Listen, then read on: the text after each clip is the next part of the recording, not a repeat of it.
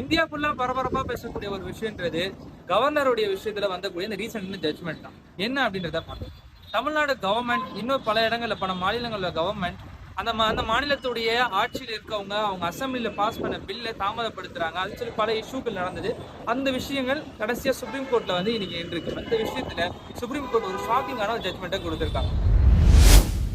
Supreme court of India என்ன சொல்லியிருக்காங்க அப்படின்னா, ஒரு மாநிலத்துல முடிவு செய்யக்கூடிய ஒரு மசோதாவை ஒரு மாசத்துக்குள்ள ஒரு கவர்னர் ஆக்ஷன் எடுக்கணும். என்ன, அதை அங்கீகரிக்கணும், பிரசிடென்ட்டுக்கு சென்ட் பண்ணணும். இல்ல அவர் வித்ஹோல்ட் பண்றாங்க, அதை ரிஜெக்ட் பண்றாங்க அப்படின்ற பட்சத்துல 3 மாசத்துக்குள்ள அந்த ஸ்டேட்டுக்கு அவங்க திருப்பி செலுத்திடணும். மறுபடியும் அந்த ஸ்டேட்ல அந்த மாநிலத்துல அந்த மசோதாவை முடிவு செஞ்சு அந்த பில்லை பாஸ் பண்ணாங்கன்னு சொன்னா அதை மறுக்கிறதுக்கு கவர்னருக்கு எந்த ஒரு உரிமையுமே கிடையாது அப்படின்ற ஒரு விஷயத்த சொல்லி கவர்னருக்கு ஒரு டைம் லிமிட்டை செட் பண்ணியிருக்காங்க. ஏன் இந்த விஷயத்தை சுப்ரீம் கோர்ட் ஆஃப் இந்தியா செஞ்சாங்கன்னு சொன்னா, இந்த மாதிரி மசோதாக்கள் என்பது மக்களுடைய நலனுக்காக தான். ஒரு கவர்னரோட பொறுப்புல இருக்கிறவங்க அரசியலமைப்புக்கு அவங்களுக்கு அந்த விஷயங்களுக்கு எதிராக ஏதோ ஒரு விஷயம் தாமதமாச்சு அப்படின்னு சொன்னா அது மக்களுக்கு கிடைக்கக்கூடிய அந்த நலவைகளை கிடைக்காம ஆகிடும்.